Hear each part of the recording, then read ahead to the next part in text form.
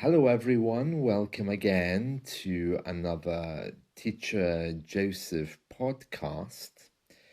This week's weekly lesson is all about sport. So as a result, we're going to read through a headline and story today about the opening ceremony of the Olympic Games. Now, as you know, the Olympic Games have opened in Paris, but the ceremony proved to be rather controversial. Today's story is from today, and it's from a newspaper, The Guardian, Monday the 29th of July, 2024. And the headline says, Last Supper, the opening ceremony's take irks Christians. Now, if you irk someone, you irritate them, you upset them. For example, you can say that a minority group, in this case, a group of Christians or a person, was irked by your behavior. To irk is to irritate, to annoy, to upset someone. It's not a word we use very often, but it is there. And what they're saying is the take which was used in the opening ceremony, it's written rather strangely, the opening ceremony's take, the opening ceremony's view, the way it was presented, irked Christian people.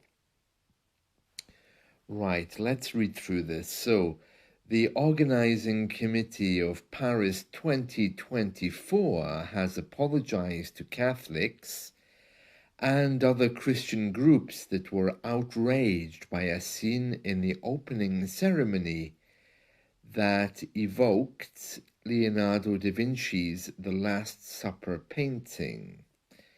Now, let me just take a step back here for a moment, because this the first part's clear, the second part is not. So it's saying here that the Paris 2024 committee has apologized to Christians. That part is clear.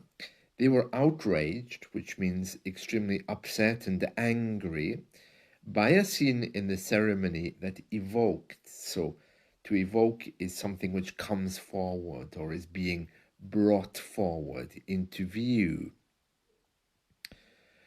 What was evoked? Well, Leonardo da Vinci's The Last Supper painting with drag queens, a transgender model, and a singer in costume as the Greek god of wine.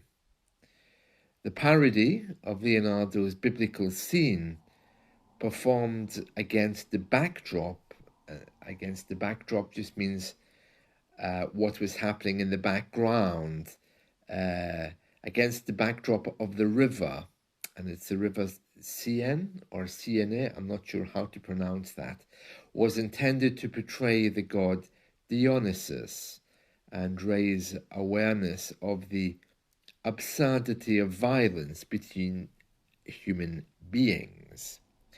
The absurdity of violence between human beings, organizers wrote on X. But the committee was forced to apologize after the performance caused outrage amongst Christian groups and conservatives around the world. And they've issued a statement here saying, clearly, there was never an intention to show disrespect to any religious group. The opening ceremony tried to celebrate community tolerance, the Paris 2024 spokesperson said in a press conference. We believe this ambition was achieved. If people have taken offense, we are really sorry.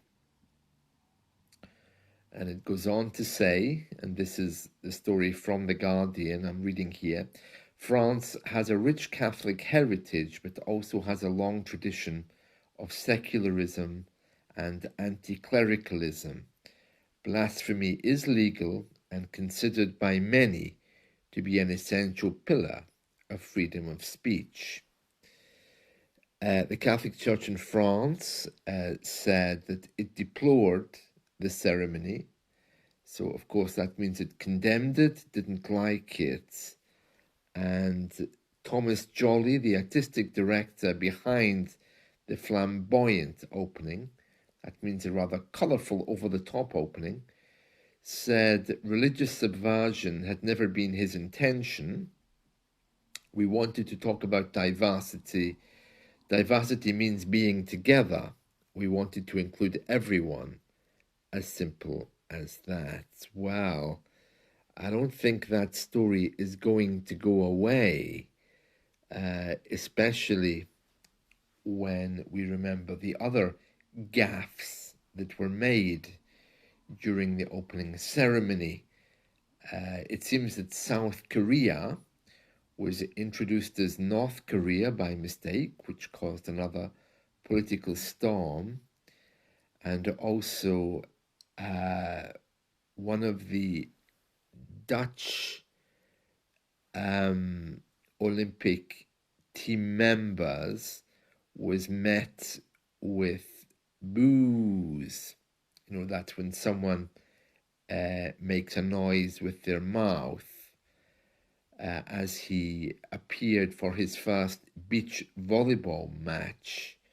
This is the story regarding Steven van de Velde, whom it seems had a conviction involving a 12-year-old girl, and he's been at the center of a storm ever since.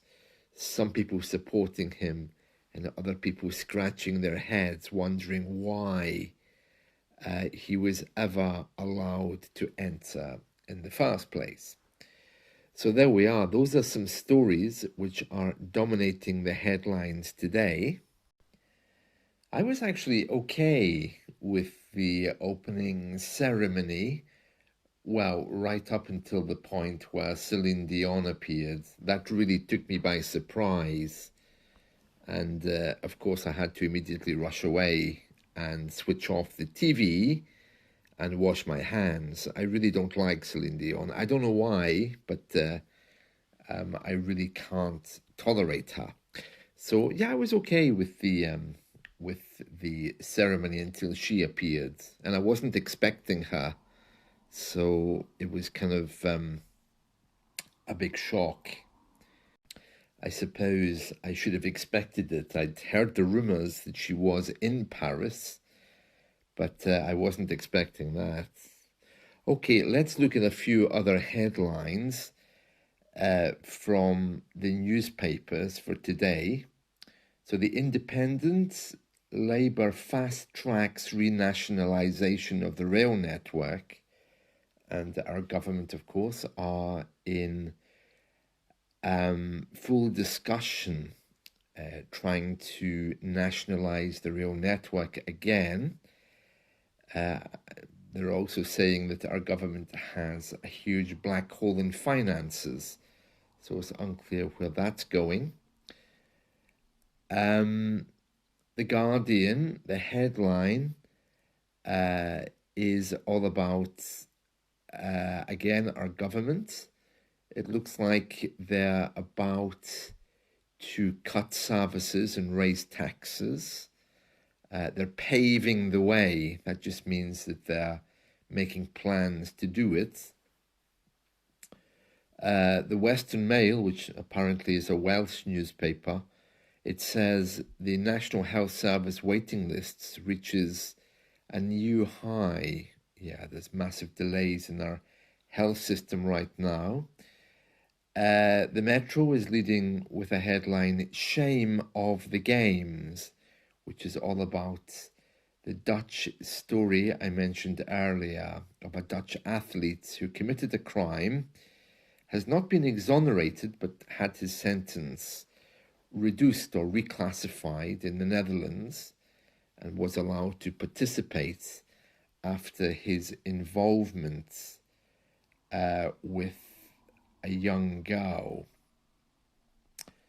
The Daily Star, too hot to work. It says here that 33 degrees Celsius temperatures will mean many people across the UK will not be working.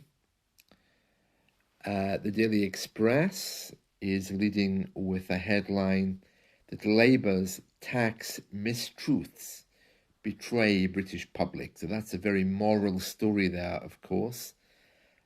Labour is our new government. That's the party in power. And there's been a lot of speculation that at some point they would need to raise taxes. And it looks like that'll be happening today. The Daily Record, which is a Scottish newspaper, says the national health crisis in Scotland is leaving desperate patients in debt as they turn to private healthcare for treatment. More than 14,000 Scottish people have ditched waiting lists to go private, with many of them remortgaging their houses. The next one from today is the Daily Mirror, another one of our tabloid newspapers. It has many stories, but on the front page it says bitter pill. In English, a bitter pill to swallow simply means something which is difficult to accept. So if you're suddenly fired in your job today, it would be a difficult pill to swallow. And it has that headline because it's saying that doctors, that's the usual doctor you go to if you have a complaint, they may take industrial action. That means they might go on strike, they may stop working for the first time in 60 years over service cuts to our National Health Service. There are fears that underfunding will mirror the crisis dentistry is in. Oh, really? I didn't know dentists had a crisis where patients go private. Well, I think that's going to be happening anyway. I mean, they don't seem able in the health service to deal with the most basic of things. What else do we have here? The I newspaper. GPs, doctors threaten, so they're warning that they will harm the NHS if they go on strike. Shame of the Games, another Metro newspaper there. They have different versions of that for different cities here. I think it's the same all across Europe, isn't it? The Metro newspaper. City AM. This is about our government, which is about to fix Britain's finances, but no one knows how it's going to do that yet. So there we are, some news headlines from across the UK. Well, I hope you've enjoyed this. We'll be focusing in on sport in this week's weekly lesson. I didn't do any motivational questions this week along with my weekly lesson because I'm aware that many of you aren't reading them.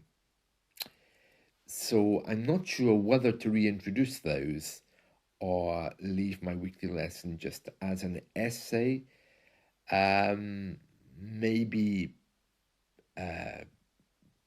summarize the idioms in there. I'm not sure, but either way, the podcasts this week will be continuing to support our weekly lesson essay by choosing similar themes and similar idioms. So there we are. That's it from me for today. I hope you've enjoyed this. And these were the headlines from around the UK today. Bye.